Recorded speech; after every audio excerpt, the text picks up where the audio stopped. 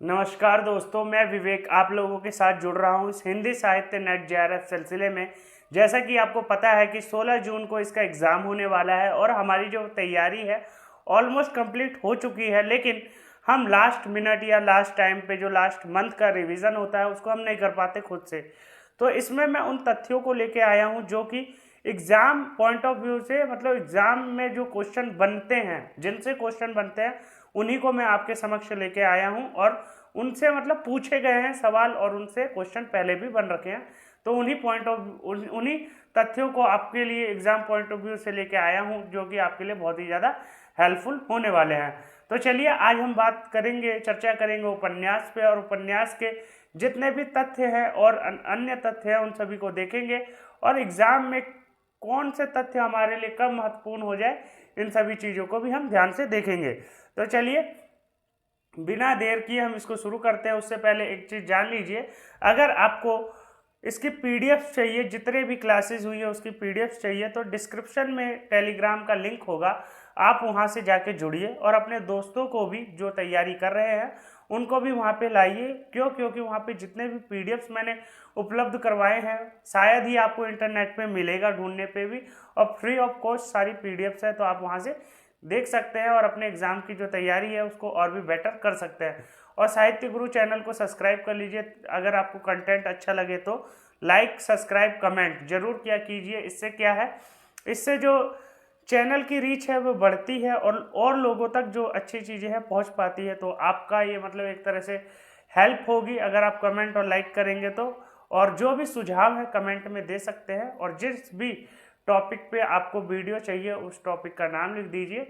हो सकेगा तो मैं उस पर अवश्य बनाऊंगा और जो महत्वपूर्ण लगेगा उस पर मैं आपको वीडियोस प्रोवाइड करूंगा और नोट्स भी प्रोवाइड करूंगा फ्री ऑफ कॉस्ट।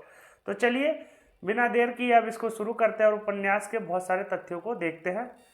तो देखिए, जैसा कि आपको पता है हम नेट की यूजीसी नेट की तैयारी कर रहे हैं। साहित्य गुरु मेरे चैनल का नाम है और आप लोग इसी पे पढ़ रहे हैं। तो देखिए क्या है, भीष्म शाहनी जो कि इनका उपन्यास है तमस, बहुत ही ज़्यादा बहुचर्चित उपन्यास है।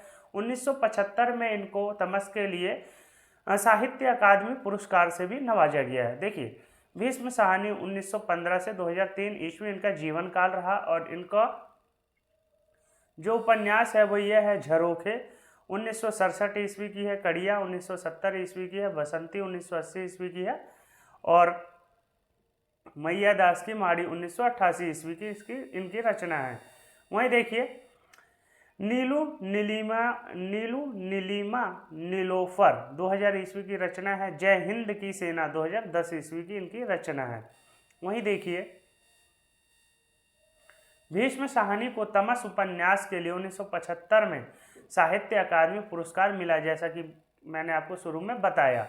और देखिए तमस उपन्यास के बारे में देख लीजिए जो कि सिलेबस में भी है। तो भीष्म शाहनी है 1973 ईस्वी में इनका प्रकाशन हुआ तमस उपन्यास का, और इसके जो प्रमुख पात्र है वह है नत्थु, जो कि सुअर को काट के फेंकता है मस्जिद के सामने। नत्थु, मुराद अली, बख्शी जी, मास्टर रामदास, कश्मीरी लाल, जर्नैल सिंह, शंकर लाल, देशराज, अजीत सिंह मेहता जी, देवदत्त, रिचर्ड, लीजा, बानप्रस्थ जी, मास्टर देवव्रत, दानवीर, प्रधानमंत्री जी, रणवीर, बोधराज, धर्मदेव, नायक शंभू, इंदर, मनोहर, हयात बख्श, मौला दादा, नानबाई, लक्ष्मी नारायण और नानकू। देखिए पूछे जाते हैं कि इनके पात्र कौन कौन से हैं, तो हमें पता होना चाहिए। तो ये सारे इनके पात्र हैं, इसको आप पढ़ लीजिएगा खुद से। क्योंकि एक बार में ये चीज़ें याद होने वाली नहीं है। देखिए इसमें मुख्य चीज़ क्या है, इस उपन्यास की कथा वस्तु 1947 में पंजाब में हुए भयानक सांप्रदायिक दंगों पर आधारित है। जैसा कि तमस उपन्यास जो है भारत पाकिस्तान की जो विभीषिका हुई उसी पर आधारित है, और इसमें लाहौर के आसपास की सिर्फ 5 दिन की कहानी वर्णित है। यह प्रश्न पूछा गया है कि इसमें कितने दिन की कहानी वर्णित है, तो 5 दिन की कहानी का वर्णन किया गया है। यह उपन्यास 2 खंडों में विभाजित है। पहले खंड में सांप्रदायिक तनाव की कहानी को दिखाया गया है और दूसरे भाग में अनेक गांव उपन्यास की परिधि में आते हैं। तो 2 भागों के अंदर यह उपन्यास हमें देखने को मिलता है। और देखिए प्रेमचंद के बारे में देखते हैं, जिनको उपन्यास का मतलब एक तरह से उपन्यासकार का सिरमौर कहा जाता है। प्रेमचंद का हिंदी में लिखित और प्रकाशित पहला उपन्यास था सेवा सदन, जो कि 1918 की इनकी रचना है। देखिए प्रेमचंद के बारे में जान लेते हैं। पहले जो प्रेमचंद है उनका जो जन्म है 1880 में है और मृत्यु 1936 में। इनका जो अन्य नाम है धनपत राय इनका मूल नाम है, जो कि इनके पिताजी ने रखा। नवाब राय इनके चाचा ने रखा। और प्रेमचंद जो है इनको जो उपाधि दी या जो नाम रखा है वह लिख रखा है संपादक महोदय ने। देखिए उपन्यास देखते हैं इनका, तो उपन्यास देखते हैं देवस्थान रहस्य 1905 ईस्वी की रचना है। प्रेमा 1907 की है। सेवा सदन 1918 की है। रंगभूमि 1925 ईस्वी की है। गोदान 1936 ईस्वी की है। और ये सिलेबस में लगा हुआ है, तो बहुत ही ज़्यादा महत्वपूर्ण उपन्यास है गोदान, जो कि 1936 की रचना है। वहीं देखिए रुकोगी नहीं राधिका उपन्यास में आधुनिक स्त्री की जटिल मानसिकता, पीड़ा और विद्रोह का अंकन है। ये जो उपन्यास है रुकोगी नहीं राधिका, इसमें आधुनिक स्त्री की जटिल मानसिकता, पीड़ा, विद्रोह का अंकन किया गया है। वहीं देखिए आपका बंटी, जो कि तलाकशुदा दंपत्ति और उनकी संतान को केंद्र में रखकर लिखा गया है। वहीं देखिए आवा उपन्यास में बंबई के मजदूर संगठनों के संघर्ष का चित्रण है। देखिए तो इन उपन्यासों के बारे में भी हम थोड़ा देख लेते हैं। उपन्यास, उपन्यासकार और प्रकाशन वर्ष। रुकोगी नहीं राधिका जो उपन्यास है उषा प्रेमबदा का है, जो कि 1967 ईस्वी की है। दिलो दानिश कृष्णा सौबती की है, 1993 ईस्वी की रचना है। आपका बंटी मन्नू भंडारी की है, 1971 ईस्वी की रचना है।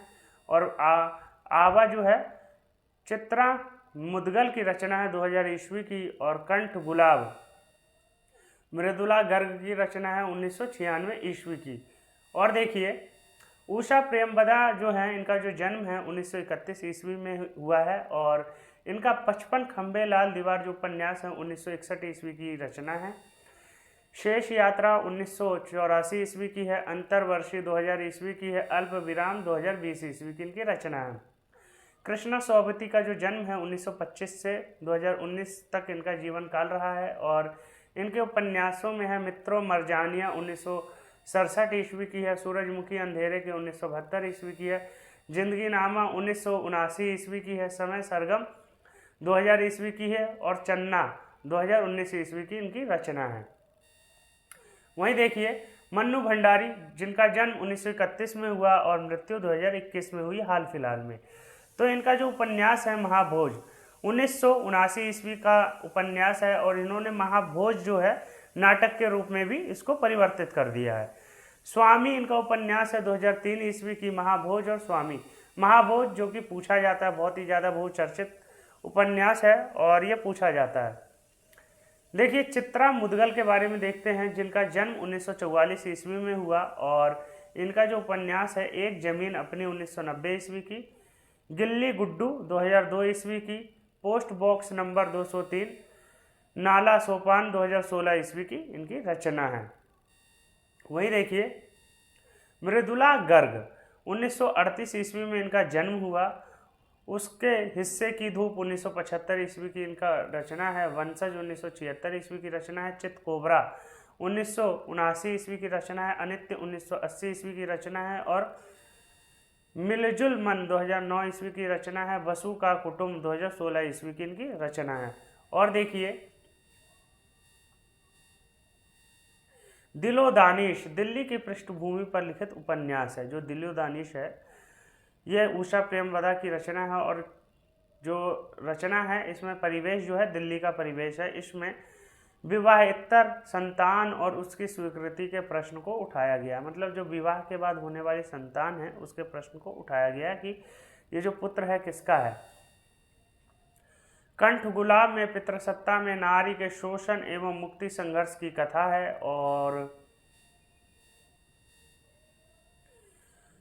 गोपाल राम गहमनी द्वारा रचित उपन्यासों को देख लेते हैं। और ये जो रचनाकार हैं बहुत ही ज़्यादा पुराने हैं। तो देखिए अद्भुत लाश जो रचना है 1896 ईस्वी की रचना है। बेवकूफ़ की शादी बेकसूर की फांसी 1900 ईस्वी की रचना है। बेगुनाहों का खून 1900 ईस्वी की रचना है। रहस्य विप्लव 1905 ईस्वी की रचना है। जासूस की अय्यारी 1914 ईस्वी की रचना है। देखिए ये जो रचनाकार हैं गहमनी जी, इनको जासूसी अय्यारी उपन्यासों के लिए जाना जाता है और इन्होंने सबसे ज़्यादा जो है जासूसी उपन्यास लिखे हैं।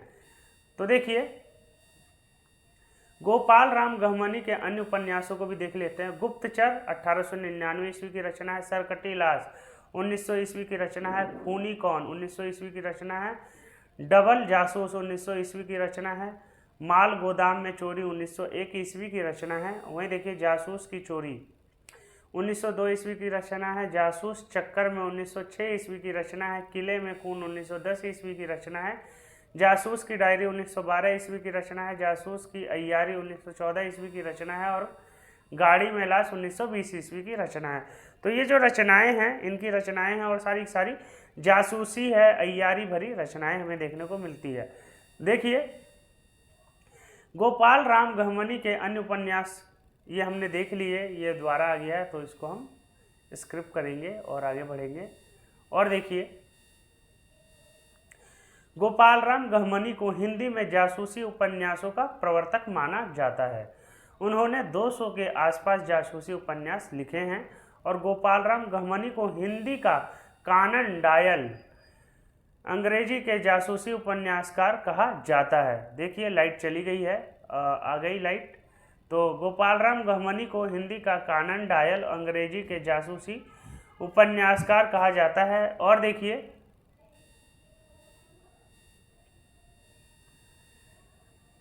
पात्रों से संबंधित उपन्यासों का प्रकाशन वर्ष के अनुसार देखिए लगाया गया है। पात्र जो श्रीकांत पात्र है वो कौन से उपन्यास का पात्र है, तो सुनीता, जो कि जैनेन्द्र का उपन्यास है और 1934 में इसका प्रकाशन हुआ था।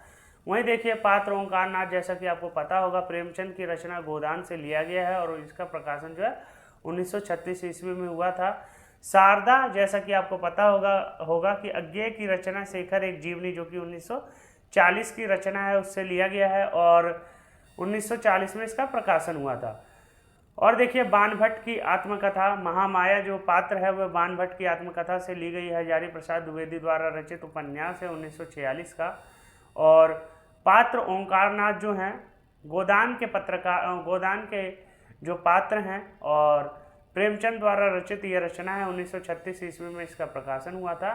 और पात्र शारदा, देखिए ये कुछ चीज़ें रिपीट हो गई है तो इनको हम स्क्रिप्ट करेंगे। अब देखेंगे जो सुनीता उपन्यास है उसके पात्र कौन कौन से हैं। तो सुनीता उपन्यास में हमें पात्र देखने को मिलते हैं।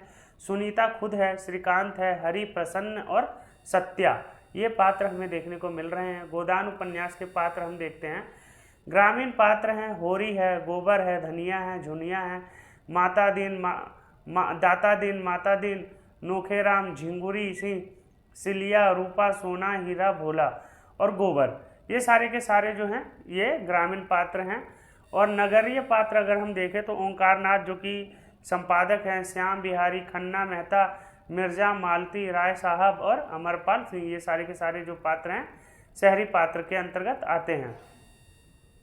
शेखर एक जीवनी उपन्यास के पात्रों की बात करें तो शेखर खुद है, सरस्वती है, शशि है, शारदा है, शांति है, रामेश्वर है, बाबा मदन सिंह है। और बाणभट्ट की आत्मकथा में जो पात्र हैं प्रमुख पात्र वह ये है। स्त्री पात्र में निपुणिका, भट्टिनी, सुचरिता, महामाया और पुरुष पात्र में बाणभट्ट, अघोर, भैरव और बिरती वज्र, ये सारे के सारे हमें पात्र हमें देखने को मिलते हैं। तमस उपन्यास के पात्र अगर हम देखें तो बानप्रस्थ जी, मुराद अली, नत्थू, जर्नैल सिंह, हरनाम सिंह, रिचर्ड, बख्शी जी, लीजा, बंतो, राजो, शहनाज, लक्ष्मी नारायण, नूर इलाही और मोहन आदि, ये इसके पात्र हैं तमस उपन्यास के।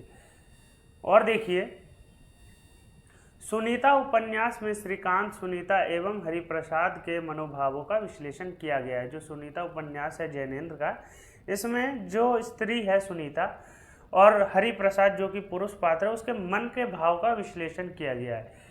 गोदान उपन्यास में किसान जीवन की महागाथा एवं ऋण की समस्या का अंकन किया गया है।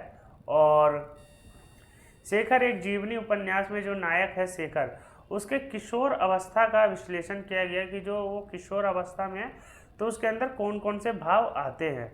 और इसका जो दूसरा भाग है प्रकाशन, जिसका 1944 में हुआ, उसमें शेखर के युवा काल की मानसिक स्थिति का अंकन है और बाणभट्ट की आत्मकथा में प्रेम का उदात्तीकरण एवं हर्षकालीन सामाजिक, राजनीतिक एवं सांस्कृतिक स्थिति का चित्रण है। तमस में भारत विभाजन की सांप्रदायिक विभीषिका का महत्वाकांक्षात्मक अंकन है। तो ये सारे उपन्यासों के तथ्य हैं। पूछे जा सकते हैं कि कौन सा उपन्यास में किन चीज़ों को उठाया गया है, तो इनसे प्रश्न बनते हैं, इसलिए हमें उपन्यासों की जो मेन थीम है वो हमें पता होनी चाहिए। और देखिए, सूर्यकांत त्रिपाठी निराला जो कि छायावाद के कवि हैं और इनका जो जन्म है 1899 ईस्वी में हुआ है और ये बंगाल के रहने वाले थे, महिषादल मेदिनीपुर। मृत्यु 1961 ईस्वी में हुआ। हिंदी में निराला को महाप्राण की संज्ञा दी गई है। कहा जाता है ना महाप्राण निराला, तो इनको ये संज्ञा दी गई है, उपाधि दी गई है महाप्राण की। और देखिए, निराला को छायावाद का सलाका पुरुष भी कहा जाता है। सलाका पुरुष निराला को कहा जाता है और निराला को छायावाद का रुद्र और महेश भी कहा जाता है। इनको ये कई उपाधियां दी गई है। जैसे पंथ को पल्लव पंथ कहा जाता है, उसी प्रकार से निराला को महाप्राण निराला और छायावाद का सलाका पुरुष भी कहा जाता है। तो ये सारी पूछी जा सकती है कि किसको किस नाम से जाना जाता है, उपनाम से। सूर्यकांत त्रिपाठी निराला का जो जन्म है ये तो हमने देख लिया, ये चीज़ें कुछ रिपीट हो गई हैं तो इसको हम छोड़ देते हैं और जो चीज़ें बच गई हैं उनको देख लेते हैं। इनके उपन्यासों को देखते हैं। सूर्यकांत त्रिपाठी निराला के उपन्यास, अप्सरा जो कि 1931 की रचना है, उपन्यास है। अलका 1933 की है। निरूपमा 1936 की है। प्रभावती 1936 की है और कल्ली भाट 1939 ईस्वी की है। बेल्लेसुर बकरिया 1942 ईस्वी की है। चोटी की पकड़ 1946 ईस्वी की है और काले कारनामे 1950 ईस्वी की है। और इंदु लेखा इनकी अपूर्ण रचनाओं के अंतर्गत आती है।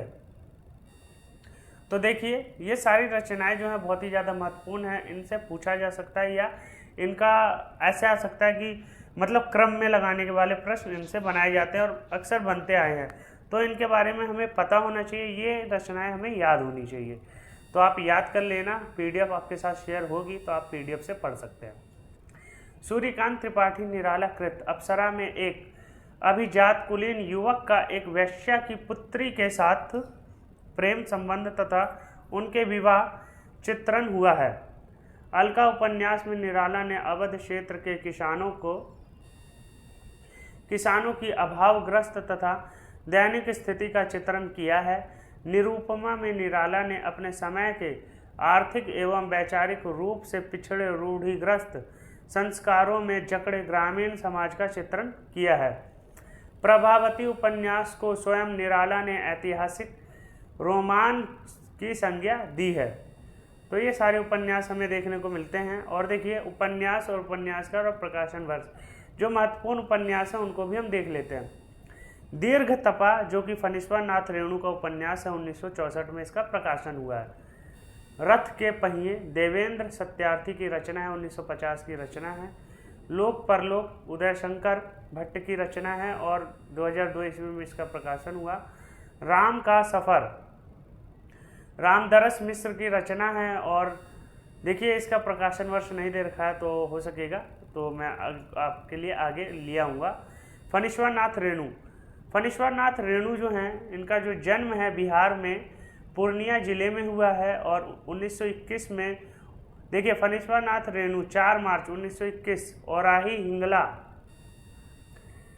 फारबिसगंज 11 अप्रैल 1977 एक हिंदी भाषा के साहित्यकार थे। इनके पहले उपन्यास मैला आंचल को बहुत ख्याति मिली थी, जिसके लिए इन्हें पद्मश्री पुरस्कार से सम्मानित किया गया था। और इनका उपन्यास है मैला आंचल, 1954 ईस्वी की रचना है। प्रति परिकथा 1957 ईस्वी की रचना है। जुलूस दीर्घतपा 1964 ईस्वी की रचना है। कितने चौराहे 1966 ईस्वी की रचना है। कलंक मुक्ति 1972 ईस्वी की रचना है। और पलटू बाबू रोड 1979 ईस्वी की रचना है। वहीं अगर हम बात करें देवेंद्र सत्यार्थी की, तो देवेंद्र सत्यार्थी का जन्म 28 मई 1908 ईस्वी में हुआ और 2 फरवरी 2003 ईस्वी को इनका देहांत हो गया। हिंदी, उर्दू और पंजाबी भाषाओं के विद्वान तथा साहित्यकार थे। 1977 में भारत सरकार द्वारा पद्मश्री से सम्मानित किए गए हैं। और देखिए उपन्यास अगर हम इनके देखें तो रथ के पहिए 1950 की है, कठपुतली 1951 की है, दूध और गाछ 1954 ईस्वी की रचना है, ब्रह्मपुत्र 1955 ईस्वी की रचना है, और कथा कहो उर्वशी 1956 ईस्वी की रचना है, तेरी कसम सतलुज 1989 ईस्वी की रचना है। और उदय शंकर भट्ट के अगर हम उपन्यासों को देखें तो वह जो मैंने देखा, नए मोड़, सागर, लहरें और मनुष्य, लोक परलोक, शेष अवशेष, 2 अध्याय, ये सारी रचनाएं उदय शंकर भट्ट की हैं। और रामदरस मिश्र के अगर हम उपन्यासों की बात करें तो हमें देखने को मिलेगा पानी के प्राचीर, जल टूटता हुआ, सूखता हुआ तालाब, अपने लोग, रात का सफ़र, आकाश की छत, आदिम राग, बिना दरवाजे का मकान, दूसरा घर, थकी हुई सुबह, 20 बरस, परिवार, बचपन, भास्कर का एक बचपन, यह भी एक था कलाकार। तो ये सारी रचनाएं हमें देखने को मिल रही है। और देखिए पानी के प्राचीर जो रचना है उसमें रामदरस मिश्र ने किस बातों को उठाया है। यह रामदरस मिश्र का बहुचर्चित उपन्यास है पानी के प्राचीर, और यह आंचलिक उपन्यास है। इसका प्रकाशन 1961 ईस्वी में हुआ है। और देखिए पांडे और पूर्वा, पांडे पूर्वा गांव का नाम है, जो कि पानी का प्राचीर उपन्यास इसी गांव को केंद्र में रखकर लिखा गया है। और देखिए शिवपालगंज राग दरबारी उपन्यास का जो मतलब क्षेत्र है वह शिवपालगंज है और उसी से लिया गया है।